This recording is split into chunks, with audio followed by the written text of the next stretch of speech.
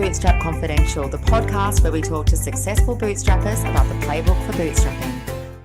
Welcome to Bootstrap Confidential, where this episode I'm delighted to welcome to the show Jane Bianchini. Jane is a two-time founder who left a corporate career and bootstrapped her first business, and then out of that spun a tech business as a non-tech person. And I'm excited to talk to her about both and about the successful exit that she had. So welcome to the show, Jane, and thanks very much for joining us. Oh, thanks, Charles. Thanks for having me. It's great to be here.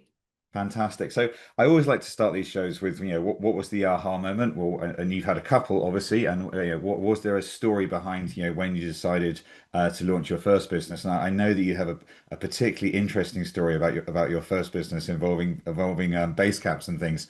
So why don't we start about going through that?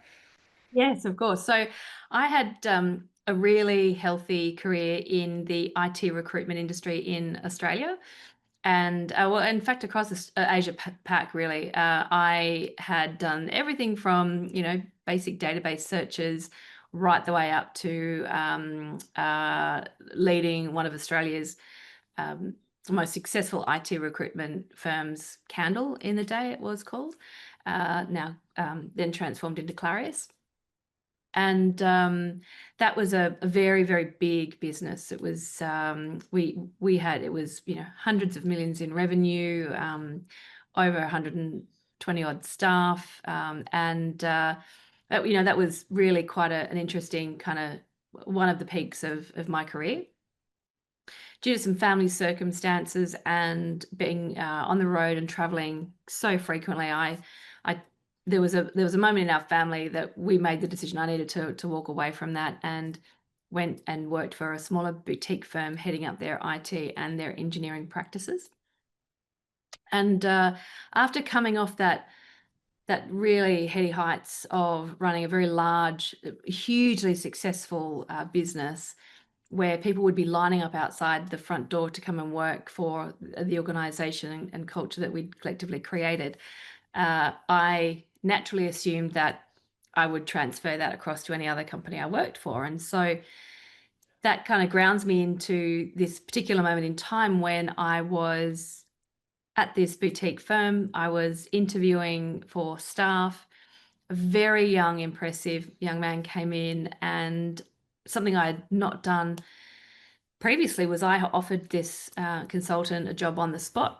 To which he had said, I'm going to say politely, thank you, but no thank you.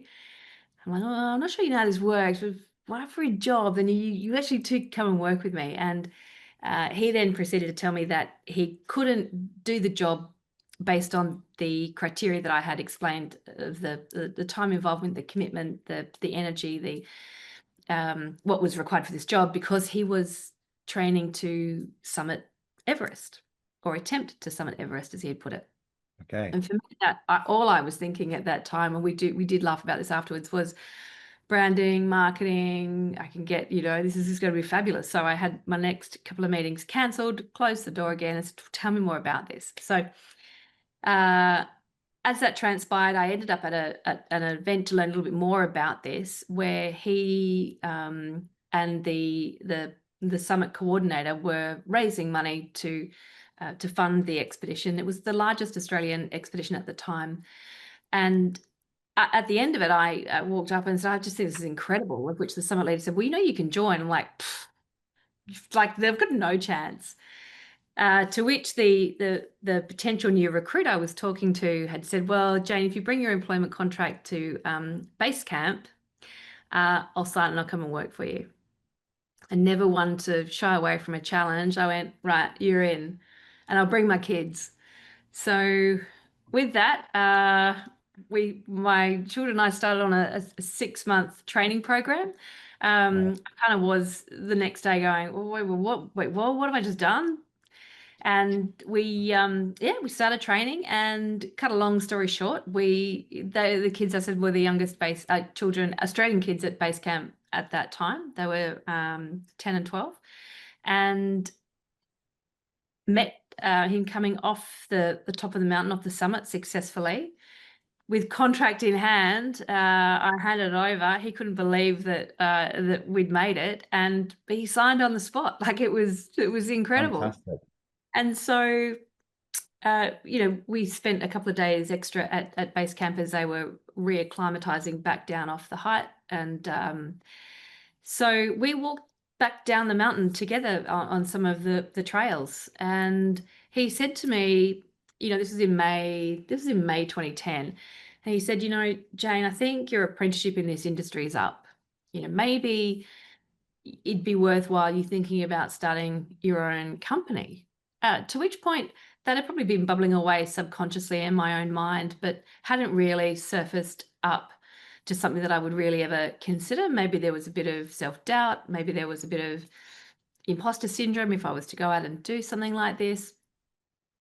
But it took something like that experience, being out of the humdrum, every kind of the treadmill of the 9 to 5, or really, when you're working in recruitment, the 7 till 10, and AM, PM, not AM, AM, to really force yourself to have a bit of think philosophically about, well, really, what do I want the next 10, 15, 20 years of my career to look like? So that was kind of something I couldn't unhear or unsee. And in November 2010, I'd started my own recruitment company, in which the world, the market, not the world, that'd be interesting, wouldn't it? But the market welcomed me with open arms, knowing that I'd started my own recruitment company, and supported me through that journey. So yeah. And how did you go about? So you've gone to Everest Base Camp. You've had your aha moment. You've gone to Everest Base Camp. You've kind of like, the idea's been bubbling away. You decide you're going to launch, and obviously you're bootstrapping it. Like, how did you announce to the world that you are now launching this business with your own business? Yeah. Well, if my former husband didn't think I was crazy enough to actually drag the family to Everest Base Camp, he thought I was completely certified insane when I said, I'm going to draw down $25,000 from the mortgage, and I'm going to throw the best party that the market, and which I did. And it was just a wildly successful event. I had choreographed it. I had, in terms of the lead up to it, the promotion, the marketing, the branding, the buzz around it, the opportunity for people to be there, to be seen, to be connected. I was known for having a very strong network, and there was a buzz that was happening in this room at this party. It was a very exclusive event venue as well. And one of my good friends, who at the time was the head of ASX, actually the head of HR for ASX, people were running around saying, "Oh my God, she's got a list on the stock exchange." There was just this instant kind of groupthink that had formed by bringing certain select people, which was about 110 people that were there that night, to actually birth what was Alchemy, the recruitment company. So you've got Alchemy up and running. It's obviously you built that super successfully over the next sort of 5 to 7 years, and this is where I always find really interesting talking to non-tech founders who have a tech idea, and then you had an idea for a tech solution. So how did you go about testing what VCs like to call product market fit? Like basically, is this going to solve a problem, and are people willing to pay for it? How did you go about kind of developing what became Alchemy Interactive off the back of that? Yes, so Alchemy Interactive was a video interviewing platform. So it was a very early incarnations of what then became a global industry and a brand new category.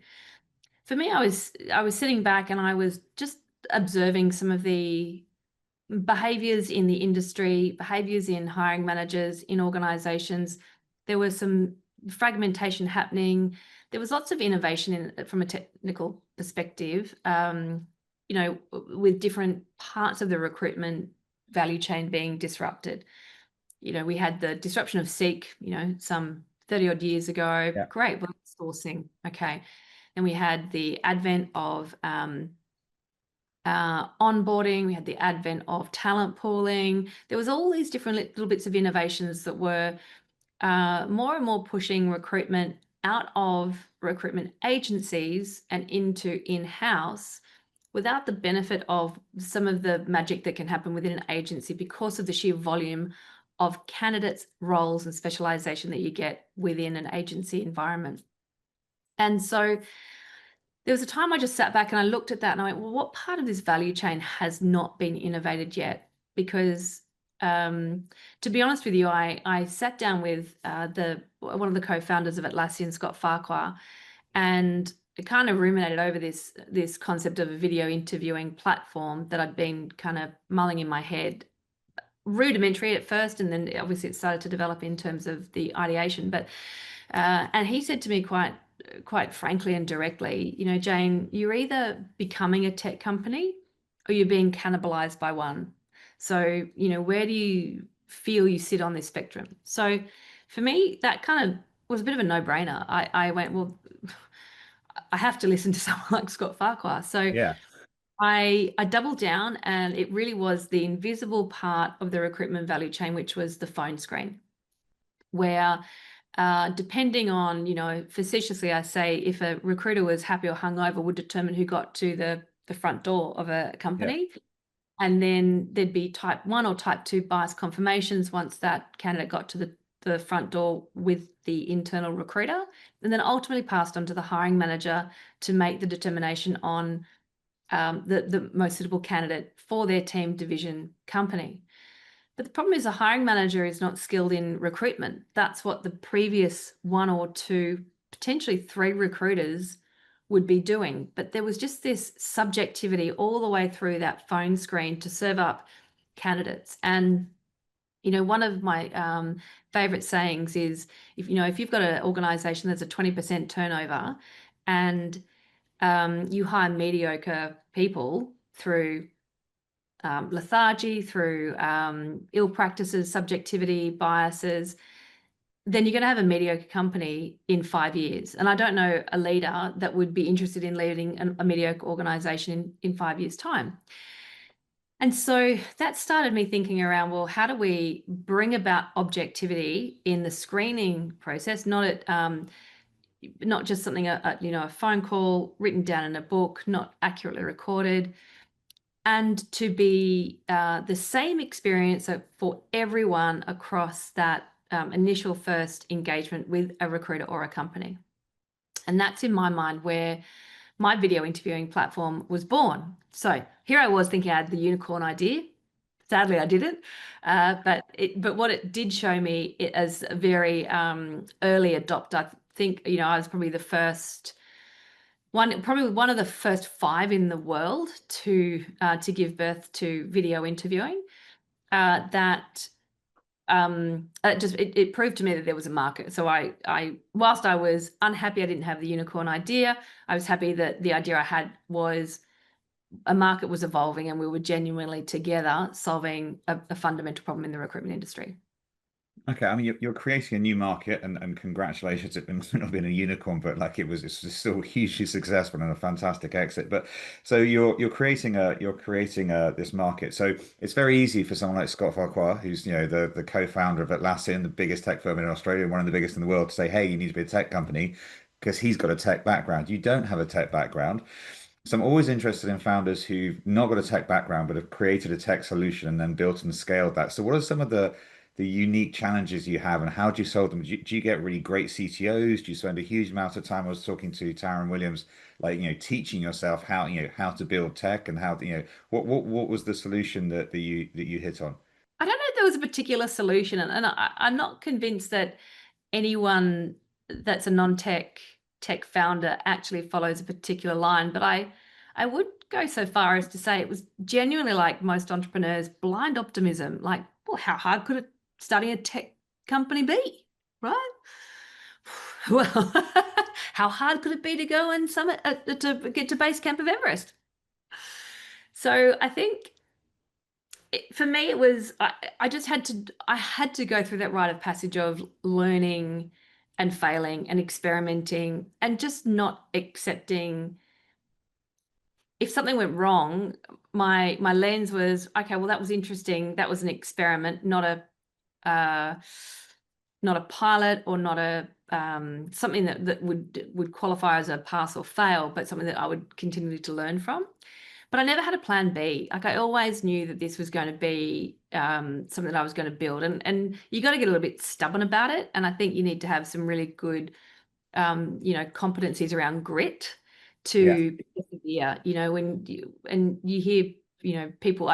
This used to be an everyday saying for me, but this is a journey of champagne and razor blades, and you've got the heady heights of, those wonderful, just euphoric moments with the champagne popping, down to the very, very lows when you're in the gutter and you can't even find a goddamn razor blade, right? So, it gets, it's a roller coaster, but that takes a lot of energy to transverse those highs and lows as you're going on that trajectory. But I did rely heavily on mentors. I relied actually heavily on my recruitment skill base, in which I would ask some really good questions on reflection if I look back into the different people that I spoke to. And I was a student, and I was never afraid to tell people, I don't know what I'm doing. I don't understand this particular part of what I'm trying to achieve.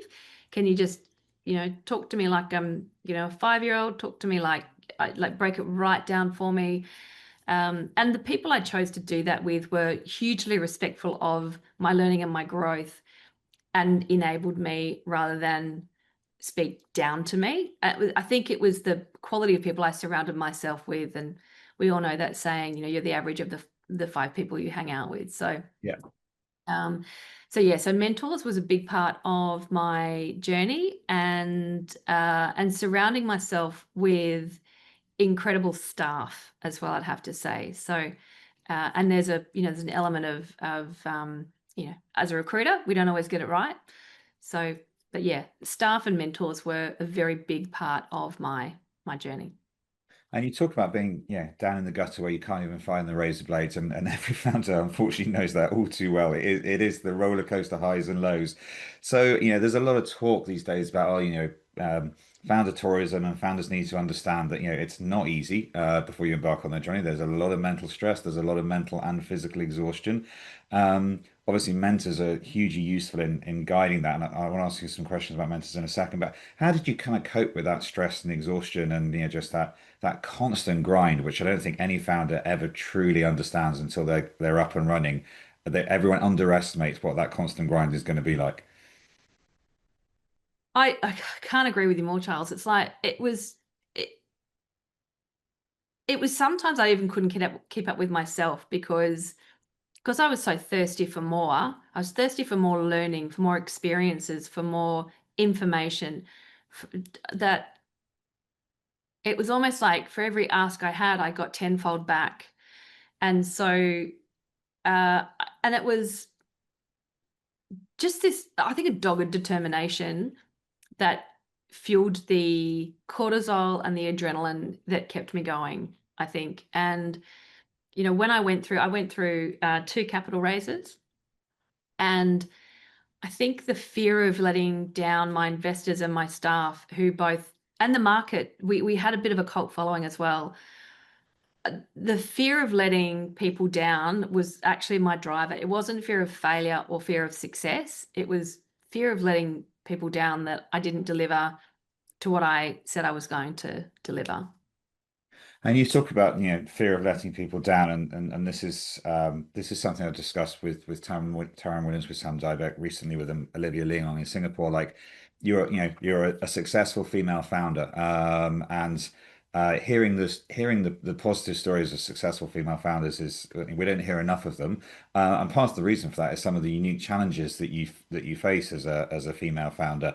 So how did you find some of some of those issues? Because they are true. Like, banks won't lend money, VCs won't invest. There is a built-in, really quite extreme sexism within the industry. So how true is that from your point of view, and how did you cope with some of that? Well, Charles, let me share some statistics with you, right? So, 30% of tech companies are female founded. Let's just start there. They return 10% more cumulative revenue over a 5-year period compared to male counterparts. These are facts. You can Google them, you can look them up. There was a VC called First Round Capital, and they did a study, and they looked back over 10 years and found that female founders perform 63% better than their male counterparts. Yet despite all of these overwhelmingly fantastic statistics, still only 2% of VC funds go to women. It's a phenomenon, whether it's a societal view of feminine versus masculine. We see it now in the rise of a new world order, and certain countries having certain beliefs and on DE&I and all of that kind of stuff. But look, it was tough. But for me, I was raised by a working class mum and dad. Like we were not from the wrong side of the tracks, but we were pretty we were low socioeconomic status. But they taught me that just never give up. Like, they were hardworking, fighting individuals. My dad was in the Second World War on the front line in Papua New Guinea and Borneo. So I can't help but think I've got a little bit of his DNA in me to fight and fight till the end. And I just refused to accept any level of misogyny or I just refused to accept anyone that looked at me as if I wasn't capable. I just point blank refused. And anyone that did, it would be like, do you think literally I was, I came down the last shower? Like I had one person when I went through my first capital raise, right? So I was still bootstrapping the video interviewing business with my recruitment company. And I went, look, I've got one of my mentors said, I've got a shoe in two canoes. Like, pick one. Do you want to continue down the consultancy path, or do you want to build a tech company?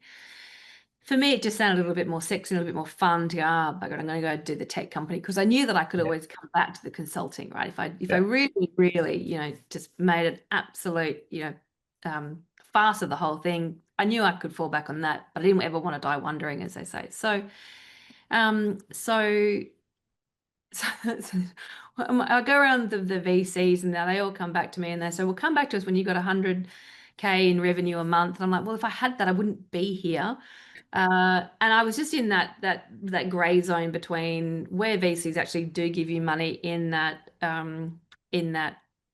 really early stage part of a building a company, and being post revenue. So anyway, so there were some sharks out there. So I had this one person come to me and they said, okay, Jane, I know money's tight, so let me help you. How about we do this? I'll go and raise some money for you, with you. And for my efforts, I won't charge you any money, but I will take 10% of the company for my efforts. Wow. Now, the deal got sweeter. And that was undiluted as well. Now, if you raise half the money and I raise half the money, or a variation of, I'll only take 5% undiluted. However, if I don't raise any of the money for my efforts, I'll only take 2.5% diluted. How does that sound?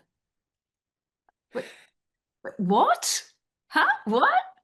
Like, I've only got 100 to give away, and you want... Yeah, exactly. So so it was and it's almost like, in the dating game, when you go, oh, I'm just going to give up, I'm going to stop looking, and then next thing you know, your dream partner emerges. And so for me, it was like I'd given up, and I went, there's only two ways that you can really grow a company. It's through revenue, through your clients, or through funding. So I went back to, okay, I'm just going to double down and get back to founder-led sales and just kick this out of the park. Until I had been accepted into, I'm a member of the Entrepreneurs Organisation, or EO. And as part of EO, there is a very rigid, structured mentorship program.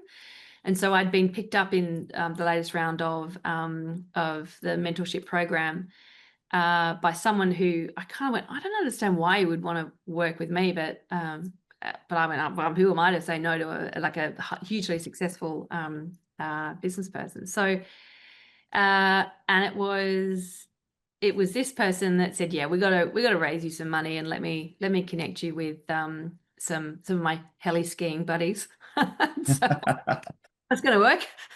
So yeah, they offered to raise the money for me, not for 10% of the for equity. It was a dollar amount to me that was very appealing. I Okay. instantly give me your bank details. I'll transfer that money now. They said, and we might think about investing ourselves. So A much better deal. yeah, so we agreed on a valuation, and then away we went. So yeah.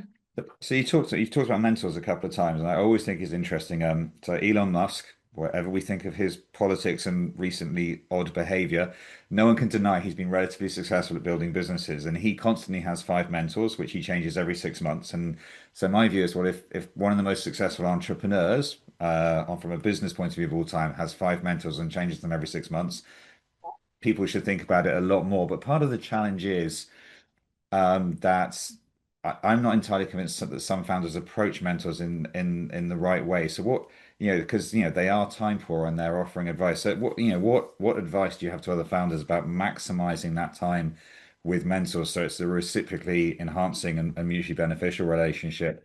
What are your thoughts on that?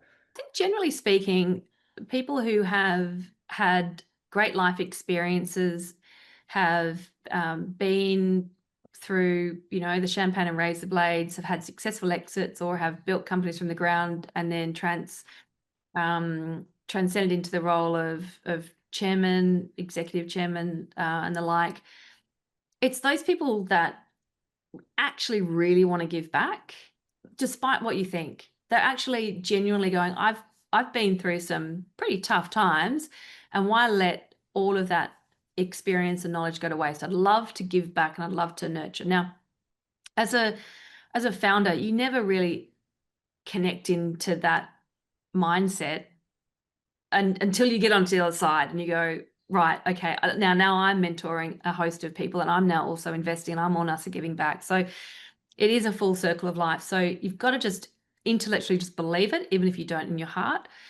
But the secret to having a really successful mentoring relationship is to approach a mentor and say, here are the top 3 audacious goals I want to achieve in the next 12 months. And it's not something like I need to hire a CFO or anything like that. Like I did with my mentor, it was I did a Robin Sharma 8 forms of wealth spreadsheet, and went, okay, here are all my 8 forms of wealth. What are the top 3 things I want to achieve in each of those 8 pillars? And then once I had done that, all roads led back to me for my my most recent mentor to I needed to raise money. As soon as everything else in my world, my entire world, was going to fall into place as long as I could raise this amount of money at this particular point in time. And so when I presented that to my mentor, for him, it was very easy to go, right, okay, I understand you now. I now know how I can help you. Yeah. And so to approach a mentor by saying, here are my top 3 goals, making it very clear to them what you're asking, what you need, how you want to be more successful, and then have a very structured program around how you're going to meet each month. And the mindset around meeting with mentors is, the first one is you set a time frame. So like Elon, you could go, I just want it to be for 6 months. I want it to be for a year. Mentors don't work on a formal mentorship program or arrangement doesn't work on, if you go to ask someone, oh, will you be my mentor? And then it's casual, the mentor feels a bit used. Yeah. Because then what happens if you're doing it like that, you can in your mind call people a mentor, but don't put the label on the individual, because then there becomes a burden on the individual if that relationship becomes casual. So to approach a mentor saying, I'd like you to be my mentor for this period of time. Here are my top 3 goals for this period. Here's how I propose that we would meet. You do none of the work. We would meet either on virtually or in person. If we're meeting in person, then I will pick up the bill for whatever we are engaging with. And through my career, I've had 6 mentors under this structure, and I've always paid for either glass of wine, lunch, coffee, breakfast, dinner. I'll meet them wherever they are and whatever time they have available. So, Yeah. and I will always go to them, and I'll always make it easy. I just want them to turn up and feel like it's the information they're giving is not full of labor, but full of wonderment. And this is what my experience was. Here's what I found happen when this, followed through. It ended in disaster. It actually paid off. It was a big risk. You should be thinking about different scenarios along these lines. So, and I would then form that structure with that mentor about, so when we meet, here's the agenda. Here's my commitment to you. I'm going to give you my update of what's happened in the last month, the day before. So you've got a clear understanding of where I am, what challenges I've had. So I'm not giving you an update in that period of time that I have with my mentor, because it's already done and very efficiently the day before. So you get straight into it. That means you can meet with your mentor for half an hour, or if there's something really quite challenging, you ask for some more time. But the really important thing about working with mentors and the mindset is just think about how hugely successful they are, how much time how much, so if they're spending an hour with you, how much is that actually worth in terms of their time?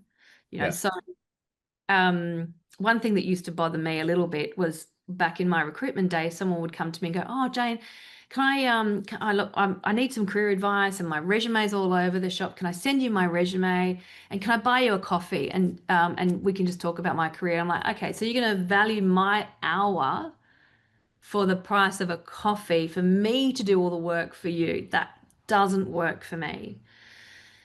Much the same way you value your mentor's time as if you're paying thousands of dollars for that hour, half hour, 45, whatever the time is. Now, if the mentor just wants coffee, great, that's fine. But you turn up valuing the time as if you are spending thousands of dollars for the opportunity to have that time with that person. Okay, you mentioned earlier, like, you surrounded yourself with great people, and one of the challenges every founder I talk to is like, oh, how did what type of people were you looking for? How did you find the right people? And every founder literally instantly almost laughs and says, just like you did, I probably got it wrong more often than I got it right, but it's a learning process. So, you have the edge because you have a recruitment background. But what were the sort of people you were looking for, both initially and then as you really started to scale and get and have revenues and investment? So what sort of characteristics and what type of people were you looking for? What are some of the things that other founders, particularly ones who are bootstrapping, who are cash strapped, what kind of things can they look for as they're trying to build? So it's quite a loaded question actually, because you got, what kind of people do you look for, Yeah. and what kind of characteristics do you look for in a new recruit, versus, well, what skills do I need right now? So if I answer what skills do I need right now, in my very early days of building the video interviewing business, given that I didn't know the first thing about development. I was an IT recruiter and I still didn't even know anything about technology. So in order to help me translate my thoughts and the images I had in my head and the workflows that I had, I needed pictures. So by pure luck, not design, my first hire was actually a UX UI designer, which proved to be a masterstroke. He was incredible. And whilst that might seem like a bit of a luxury to people in hiring a designer first, the benefit that afforded me was that I had elegant, beautiful, clean, crisp designs of the platform. Yeah. That was the branding, and it was a selling point because it was such a new it was such a new technology. People needed to visualize this to get their head around, well, what does this look like? Versus it being a bit Android looking and as if it was developed by a developer, so to speak, tables and not logical buttons or colors and the like. So, but the really special thing about this particular designer was he had a little bit of front end experience as well, meaning he could communicate with developers. So that then allowed me to keep ideating, dreaming, building, creating, and kept throwing things at the designer, and he would then be able to logically organize these into different areas and be able to then communicate with the developer, who in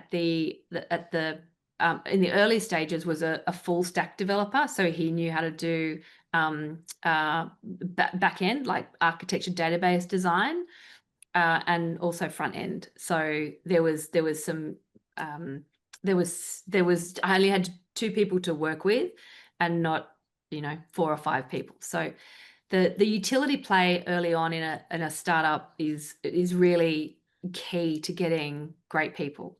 So obviously, as you're growing really quickly, you've gone from a bootstrap business to a business that's now reached a certain scale. Then it's got investment coming in. Then you're scaling quicker. You're speeding up quicker. The culture, by definition, is changing. My favorite story is as a female founder in Sydney who, after years of bootstrapping, got an investor in and went on a business trip to Brisbane and got back and found that the broken coffee machine that sort of symbolized how frugal they were in the corner of the office had been replaced not by a new coffee machine, but by a full-time barista that her staff had gone, hey, we've got money, let's go and get a full-time barista. So how do you build that culture, and then how do you manage that culture as all these things change around it and different things are driving the business? Well, it's a great question, because something that I have to throw in the mix to answer that question is, as we were literally just on that hockey stick up, COVID hit. And so instantly, it was Friday the 13th of March. I remember it because it was a Friday the 13th in 2020. That on Thursday the 12th, I said to the team, all right, we're going to do this experiment. We're going to work from home tomorrow, and we're all going to jump online. We're all going to jump on Zoom. Cameras must be on. You must be ready in terms of your grooming and as if you were going to a client call, or as if you come into the office. And we're going to do a start up at 9. We're going to do a check-in at 12, and we're going to do a wrap up at 5. 10 minutes. And let's give it a go, see how it works. If it doesn't work, we'll come back to the office on the Monday. We never went back. And so I think the culture of stand-ups every day, cameras on, be groomed and professional, ready to start your day, with our little Slack channels on the side as we would keep going, keeping everyone accountable and doing the agile, stand up. What are you focusing on? Well, what are you focusing on today? Any roadblocks? I forget what the format we had now, but the classic stand up, and like 30 seconds, whip round everyone, right, go, see you at lunch. And then Fridays we'd knock off at 3:30, 4, and sit around with a glass of wine or a cup of tea or something, and just literally just chat about the week and how everyone's going and about what's happening in COVID. And I remember the investors at the time were like, Jesus, like, you've just kicked into action and your culture is rich. It's thriving. You're producing. Your numbers are going up. What's going on? I'm like, we have to connect. And so, and I remember jokingly saying to them, well, why let a good crisis go to waste? Let's because it was now everyone needed video because it was virtual. So there was a timing in the market that I needed to capitalize on, and I wasn't going to be like burying my head in the sand because people were, getting sick. It was, no, we need to rise. We need to rise very quickly. So, so we did. Yeah.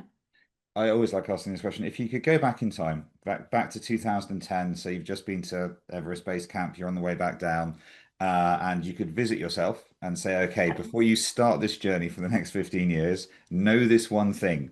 I don't think any of us would listen to ourselves with, a visitation from our future experienced self, because as you say, you're on blind optimism, and here we go. But if you could go back 15 years, what would be one piece of advice that you've kind of learnt that you would say to yourself in 2010 as you kind of trek down from base camp, saying, know this one thing because this will help you and this will stand you in good stead and expedite the whole process? Well, I think I would tell myself,